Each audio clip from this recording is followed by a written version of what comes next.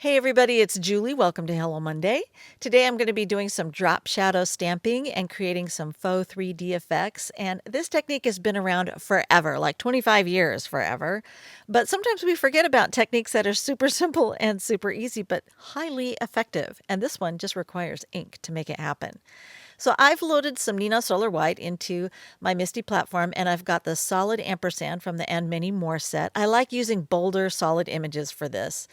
And I'm going to ink up with some water-based dye ink. This is Bellini by Catherine Pooler. It's a nice, soft, peachy sort of color. And you want to start with your lightest color first. And you'll notice that I'm really off center here, but there's a reason for that. It's because I'm going to reposition this panel once I get that first impression. And I'm just going to shift my paper over slightly. Now you can do this freehand with an acrylic block, but I'm using the Misty because it just makes it easier for me. Now I'm going to ink up that same stamp with a darker color, and I'm using that Cabana Coral. And I'm going to stamp right over the top, but as I said, I'm 1/8 of an inch shifted over to the left, or well, I shifted the paper over to the right, and the impression is going to be on the left, and it creates this really neat 3D effect. Now for the next one, I'm going to take a panel of this, I think it's called Circus Peanuts. It's a nice tangerine orange color of cardstock. It's Card Shop. And I'm going to put a little bit of tape run on the back, and that's just to anchor it in place because I have a tendency to scooch things around, and I know I'm going to stamp off the edge. And I also have a piece of black construction paper underneath this so that I don't get white ink all over the foamy surface of my platform there. I'm going to be working with the fun image for this one, and I grabbed my favorite white ink. This is Hero Art's Unicorn White Pigment ink, and I love it for this technique. Now I just want to make sure that I am inking up but I'm not smashing the stamp into the ink pad because I don't want the grooves in this image because there's some reverse detail lines on this. I don't want to get it gunked up with ink. And pigment ink, my pad is really nice and juicy. I just re-inked it, so I wanted to use a gentle touch but make sure I got full coverage. Anyway, I'm going to go ahead and make my impressions, and you'll see how nice and clean this is turning out because I'm paying attention to how I am tapping the stamp against the ink pad.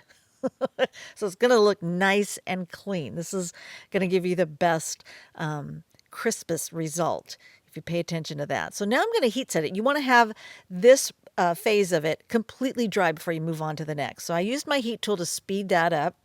And then I'm going to load this back into my Misty again. And that's just to anchor it and keep it from shifting around on me. Now I'm going to take some more of that Catherine Pooler ink. This one's Orange Twist, and I'm working with the mini pad there. And I'm going to stamp right over the top of the white impressions, but I'm going to offset my image by shifting slightly to the left and downward, ever so slightly. Then I'm going to clean it off. And I actually have two stamp chamois. I like to keep one more wet for cleaning off my dirty stamp. And then I will use one that I squeeze a lot more water out of it so it's drier, and then I'll dry my stamp off with that one. And the reason for that is that those things don't have any fibers that come loose. Like when you use baby wipes, or even I have some microfiber cloths, and they still transfer fuzz and lint and stuff like that to my stamps and my ink pads. And I found that this is the best way for me to keep everything really clean.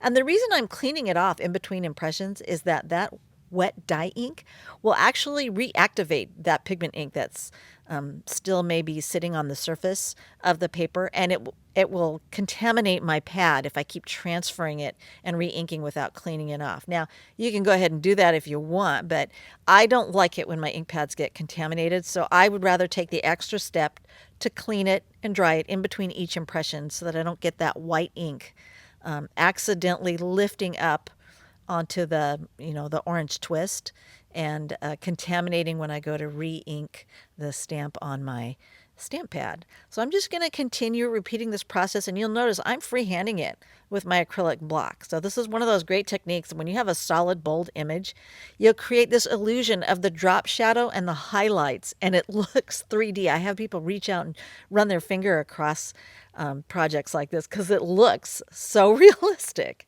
So now I'm going to take a piece of scrap paper that I had, and I'd done this brayered background, and I'm just grabbing something that I'd already had sitting in the waste bin.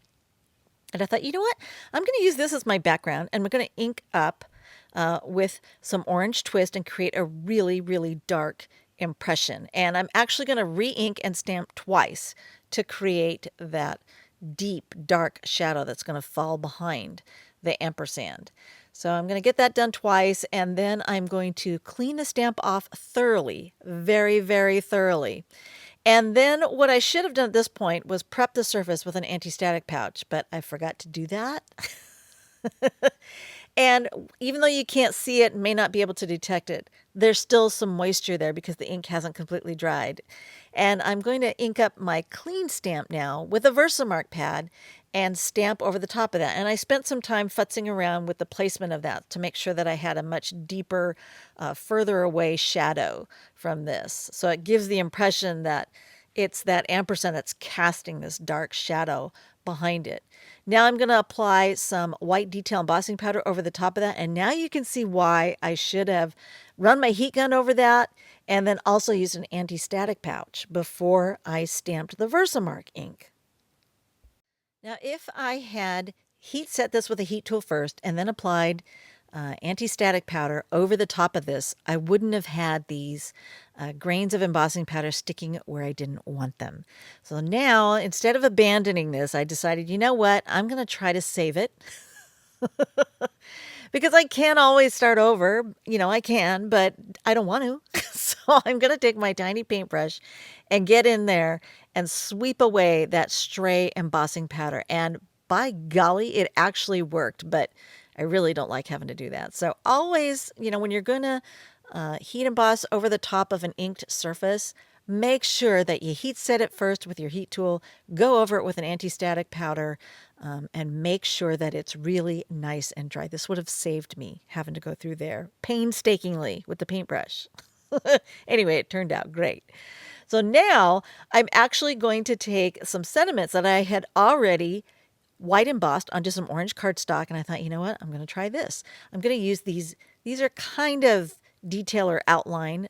They don't have a lot of detail to them. They're very simple outline sentiments, but I'm just going to re-ink with some orange dye ink after I've already heat embossed them in white and offset stamp, and it'll create a drop shadow to these white embossed letters. And it actually reminds me of, you know, those Dymo label makers. It looks a lot like that.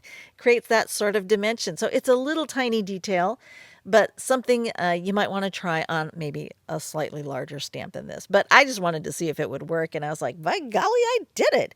And then I just took a Q-tip and wiped the dye ink that was sitting on top of the embossing lines, wiped that off so that I could see the true white there. And then when I put everything together, I ended up with this really fun card that had two different drop shadow effects or 3D effects. So there it is, 4 different ways to create drop shadow and 3D embossing effects. Thanks for watching.